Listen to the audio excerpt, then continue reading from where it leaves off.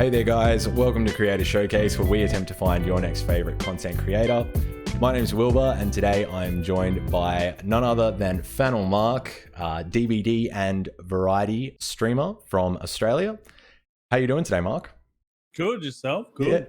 Yeah, doing really well, man. I'm really glad we got around to Finally connected. Yeah, exactly. Got around to doing this. It's always really interesting, having these relationships with people on Twitch, coming into their chat, talking to them, particularly streamers. And then, actually, although we're not face to face, it's, the COVID equivalent. Social distancing. Yeah, exactly. But yeah, really, really glad to have you on. And I can't wait to get stuck into some of these questions. So you're known as a Dead by Daylight streamer, sort of predominantly. That's sort of how you built a fair majority of your community. And you've recently been breaking more into variety streaming, so which we'll come back to in a bit. But how did streaming sort of begin for you, and what got you interested in Twitch as a platform? So pretty much, I used to watch Twitch like quite a bit, and then sort of once I left the army, I just had like a heap of spare time. I was already gaming at the time. I built a PC and just thought, why not? Got plenty of spare time, might as well give it a shot. Was pretty chill, like inconsistent at the start, just, figuring out the ropes. And then just slowly went from there and just to where I am now, sort of thing. Yeah. Awesome. And just a trivial question, just because I've been curious for a while. How tall are you? 6'2". Right. Yeah. Right. Okay. That's kind of what I was. I'm pretty close to it. 6'2", over 6 foot. Yeah. Right. Because I saw a photo of you, and I think your kids are in it, and I'm like, I have no idea how old those kids are. I have no real kind of. He's sick. He's quite tall, but he's taller than the average. Yeah. I was gonna say he's 6 years old. How many kids do you have again? I got 2. I've got a son at 6 and a daughter who's. And a daughter who's that bit just cut off. Two. Right on. Yeah. Wow. So you're definitely doing the rounds at the moment. Yeah. Yeah. Okay, cool. And where does the name FanelMark come from? Well, it's not super interesting. Mark's just my middle name. That's about as creative as it gets. But my first name's Nathaniel. Okay. So growing up, 2 little brothers couldn't say TH. So it was Nathaniel. And since I've been about 4 or 5, I've been Fanel all through school. Pretty much right up until I joined the army. Wow. Literally everyone calls me that. That's it. That's crazy. Were you Fanel in the army at all? No. So you're known by your last name. So you'll have your last name on your shirt. And that's just no nicknames or anything. That's just what. So you'll get a nickname from that, or something dumb that you've done, or just because you look like someone's really tall, you call them tiny. Just kind of standard Australian stuff. Yeah. But no, pretty much. I call it like the civilian side, but all my IRL friends and family and all that still call me Fanel. So that's it. That's been my gamer tag sort of thing for, I don't know, since forever. Yeah.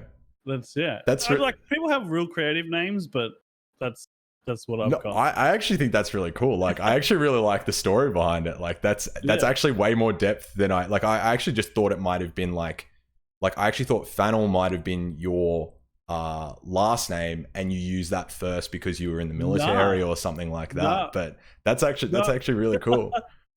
So yeah, speaking of which, you did serve in the military, and we're not going to go into the nitty gritty of that too much. Yeah. But I was curious, how was that sort of shift going from being an active member of the military to, for lack of a better term, I guess, like a full-time or full-time as far as hours go, Twitch streamer.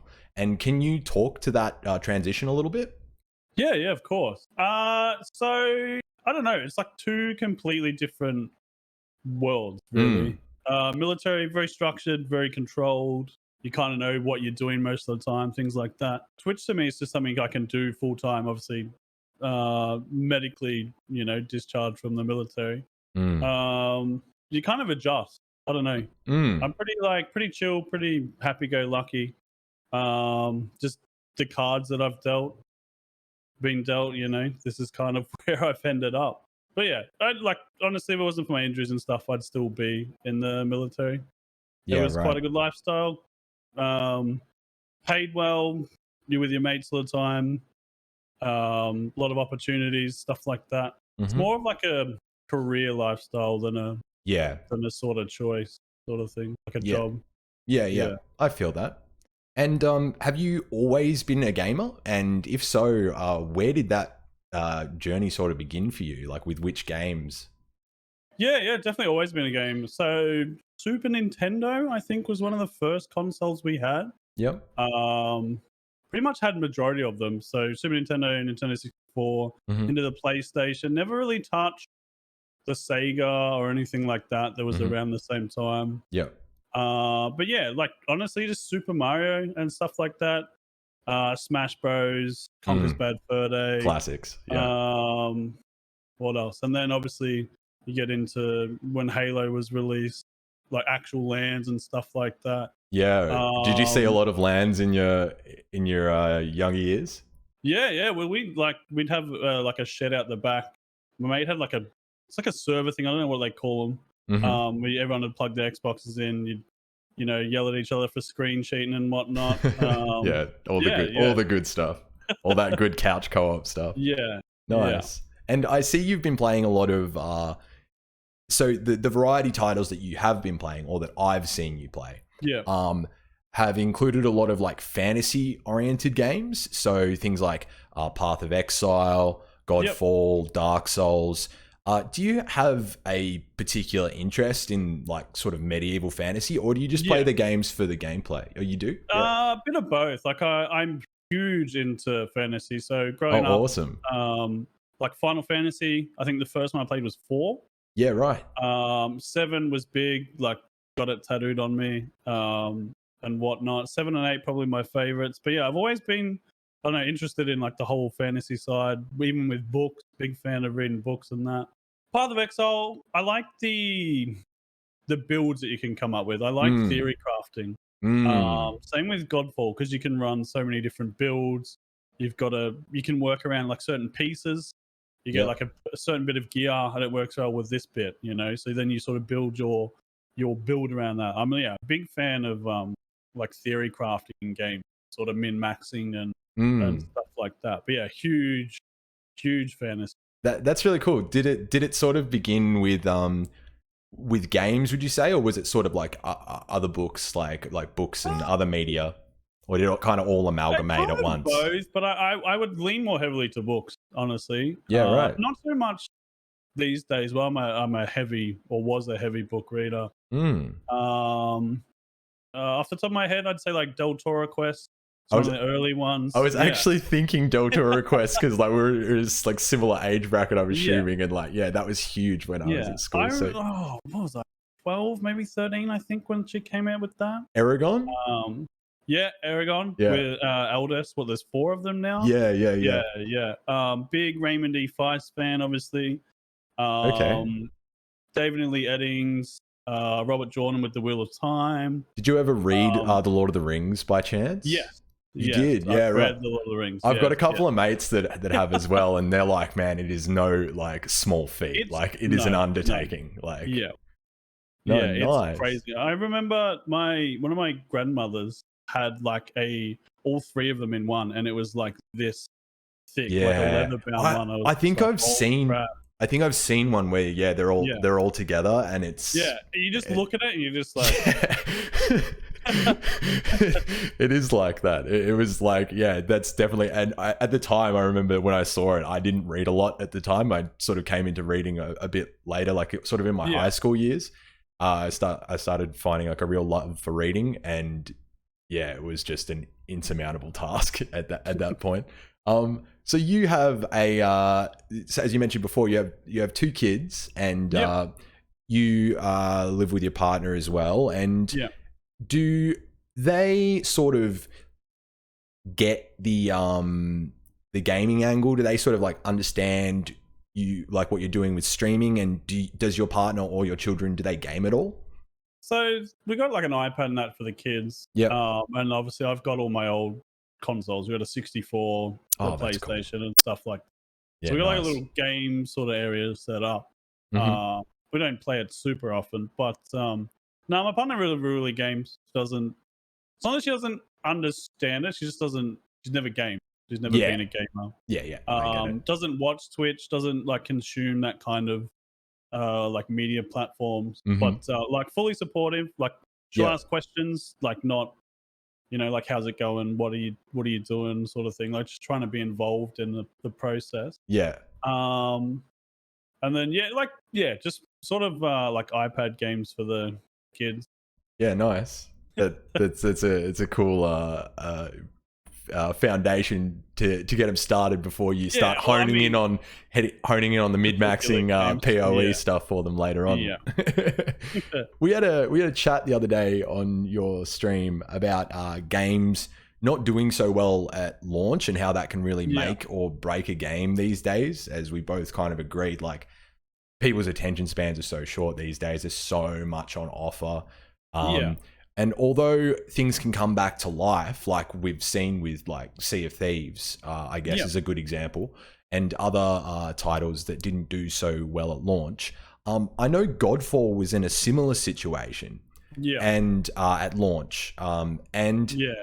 I just wanted to kind of ask, because I was really enjoying watching you play it the other day, and it was definitely not on my radar really after I kind of heard those rumors, that news, I guess. And I just wanted to kind of ask, how have you been enjoying it, and what about it sort of draws you in the most? Yeah. So it was a flagship PS5 launch, Mm-hmm. and it just wasn't a very good launch.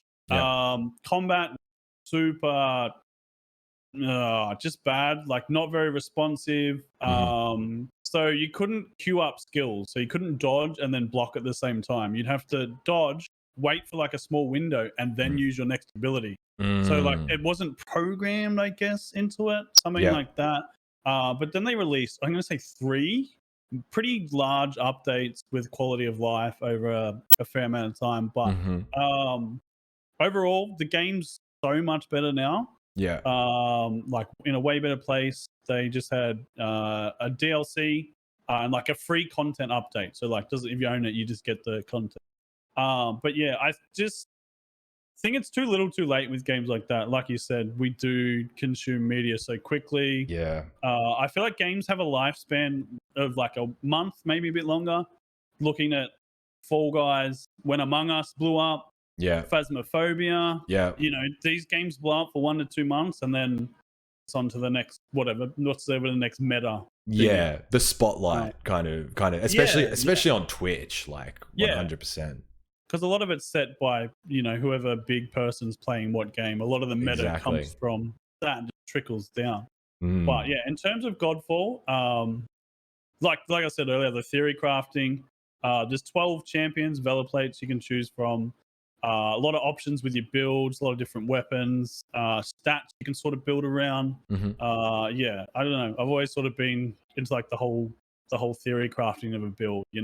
Sit down, you get your stats, min max, what's your max DPS, health, etc., etc.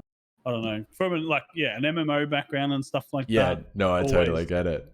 Always that, Yeah, definitely. That's nice. what I like about it. What was sort of your first experience with an MMO, if I can inquire about that? Yeah. So I played up until Wrath of the Lich King and then just pulled the pin. Yeah. Yeah, I don't know. Like work was pretty busy around the same time, I guess. But I just stopped enjoying the game. Yeah. And I think you're not alone with that, kind of post that. I think there's a lot of people that feel the same. I mean, we all seen the trajectory that WoW's gone on. It's gone real fucking interesting lately. Yeah. Jesus. But yeah, they just, I don't know, like raid gear, you used to have to earn it and you just have to go through steps. Like in PC, to build up to your 40 mans, you'd have to do this, and this. Whereas I felt like in Ice Crown, they just started handing out like gear that was exclusive to raids to like anyone. So you'd see someone with like high-end gear, like tier 3 gear and stuff, and you'd be like, okay, the guy knows what he's doing, he's been raiding and that. And then it kind of takes away from that eliteness. I guess. Yeah. Like a lot of people call raiders like elite, and obviously there's a whole lot of like side to that. But I just think that in games like that, you've kind of got to earn with the grind, and taking away that element for me, just nah, no thanks. Yeah, definitely. Like it's a sense of accomplishment, right? Like otherwise, what else are you grinding for? Like, well, that's it, because you got to learn the fights, the telegraphs, learn your role, and all this stuff. And yeah, then if you take that away, I don't know. I just the whole challenge to it, I really enjoyed. yeah, definitely. I super empathize with that. Like, I think that's why I'm still so interested in old school RuneScape. Like all these years later, because Asmongold does a video where he kind of like looks at old school RuneScape as an RPG. Yeah. Like, I hate this, this sucks. But then it kind of gets to the part of the video that he's watching or reacting to, and it sort of goes into how the content is the reward, and and he comments on it saying like, you know, that this is sort of where WoW lost their way, I think, and why you know, old school RuneScape's sort of doing better than ever. In a lot of ways. So yeah, that's a very very poignant. I think nostalgia always plays in to games like WoW and old school RuneScape. Definitely. Played, you know what? I was in high school when RuneScape came out. Yeah. Playing it on their old school PCs and that, so it brings a lot of people back to a simpler time as well. I think that's what drives a lot of success for games like that. For sure. I mean, like, and it's kind of like the state of WoW prior to, like, I mean, Classic was, you know, going off the old school RuneScape model, which brought old school RuneScape instantly became like, I don't know, I can't even remember how much more popular than RuneScape, because like I was the same with RuneScape. Like, I just, as soon as you could buy spins on a wheel and get XP and shit from it, I was like, I just don't, it's no longer rewarding. Like, the grind isn't real anymore. Like, that's, I don't know. It didn't make sense. Like, the fact that you could just buy 99s was just, it gets rid of, like, I think the grind's like half the reason to it. Like, exactly. Sense of, like, your time has been rewarded with, exactly. You know, because like not everyone gets to those levels, especially in old school ring, like getting 99 and that. There's a lot of people just didn't get to that level. So the fact that you just hand that out now, I just think it undermines a lot of things. Yeah, definitely. Like, I feel for the guys that, like, you know, maxed on, you know, old school RuneScape before it was old school RuneScape, if you know what I mean, and then, you know, came up through the generations and then were left with an account with, like, you know, maxed, locked on that, you know, shitty game. Like, and it's and all you want to do is play old school RuneScape. It's I feel for those guys. So what has been your favorite game so far in 2021, and what are you looking forward to? Is there anything that's releasing for the rest of this year or potentially next year? Quite a lot of the games that I've played recently that I was interested in just didn't do very well. Outriders flopped hard, super hard. It was released end of last year, I think. Hood Outlaws, terrible now. I played less than 2 hours of Dungeons Dragons Dark Alliance. It looked really promising, and these are all games that I was hyped for. These are all games that I was looking forward to and like super keen on, and I've actually had the same experience with Outriders and Hood Outlaws and Legends, and it's disappointing, and like it's kind of like a running joke for me at the moment that any game I pre-order is destined to fail. I think so I pre-ordered Godfall, Outriders, Cyberpunk, Hood Outlaws. Like, we're not Dungeons and Dragons, we're not on a very good run. Like, Godfall came good, but for the rest of them. But in terms of games that are releasing, the expansion for Final Fantasy 14 comes out at the end of the year.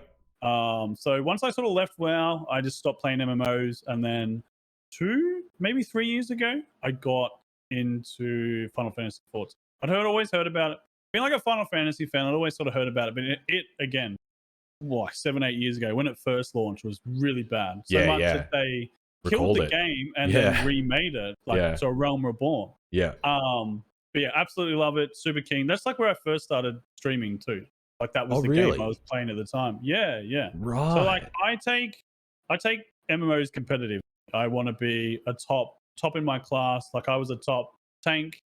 I've always been a tank most games that I play. But Final Fantasy expansion November, I'm pretty sure off the top of my head. Yeah. Plus, it's also getting OCE servers Yeah. too.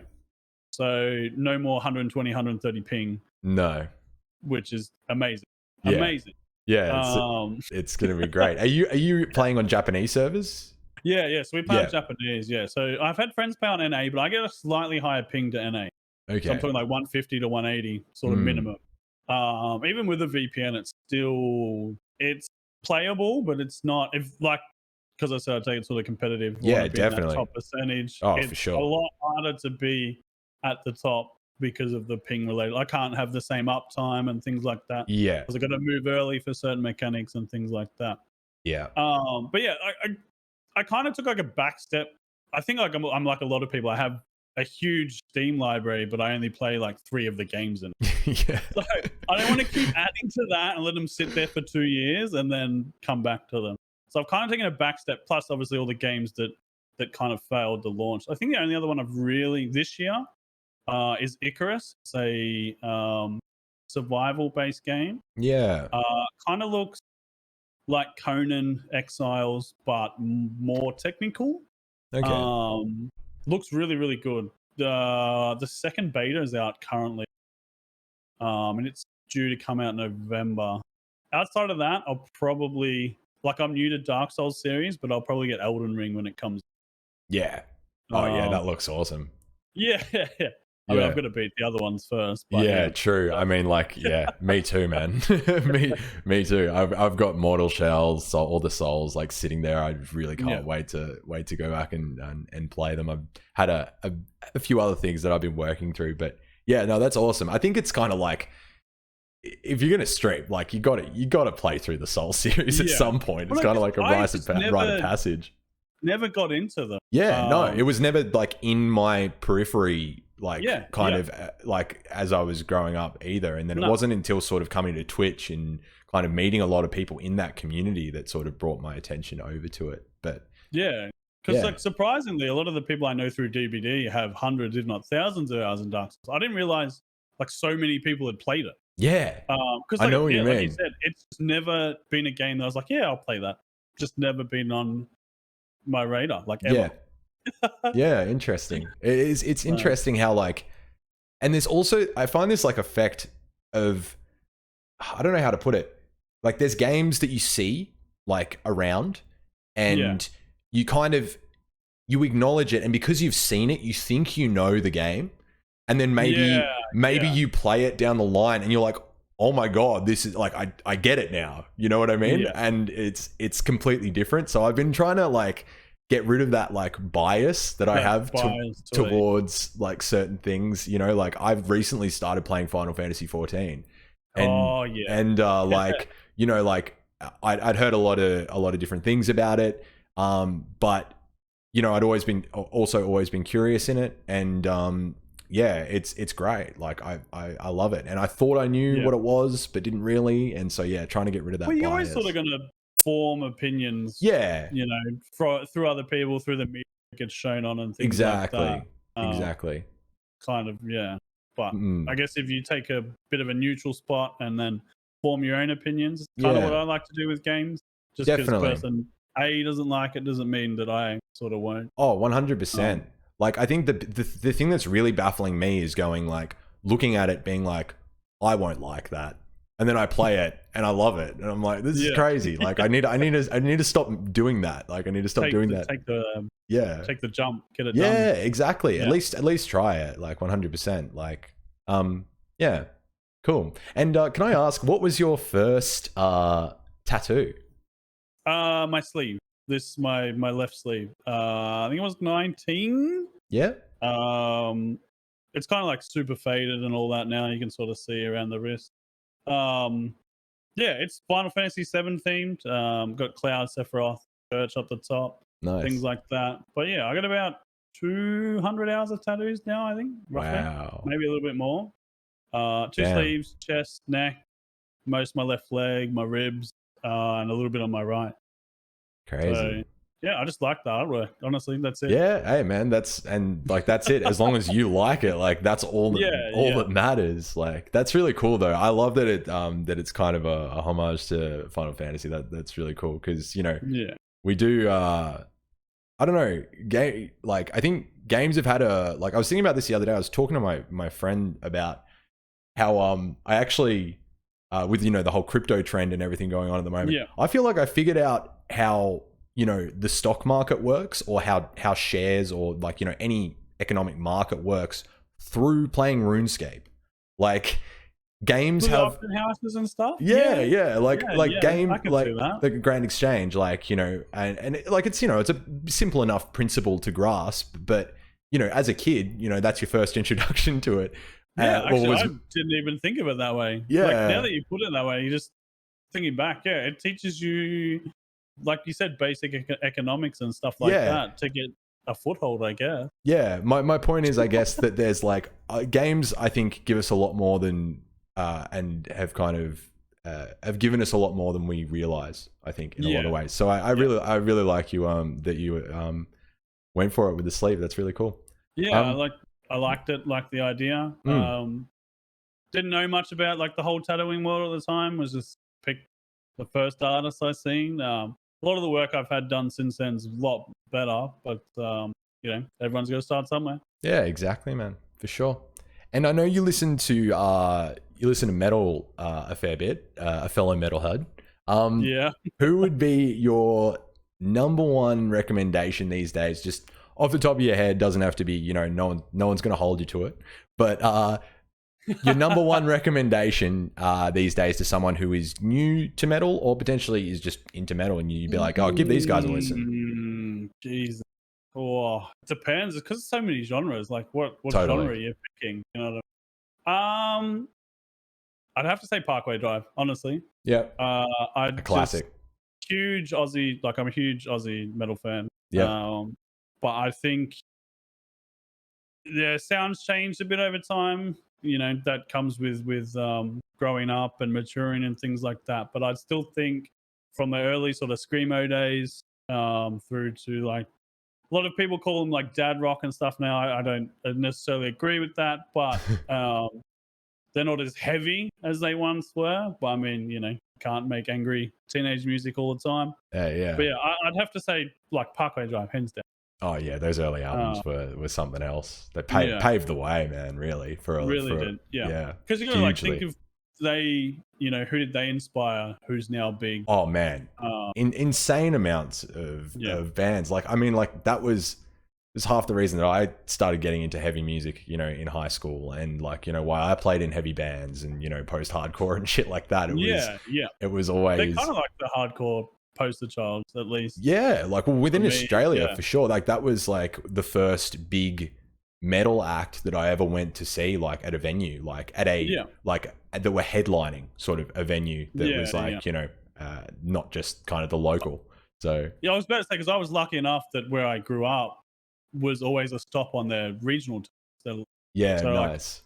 I've seen them 6, 7, 8 times now. Yeah, cool.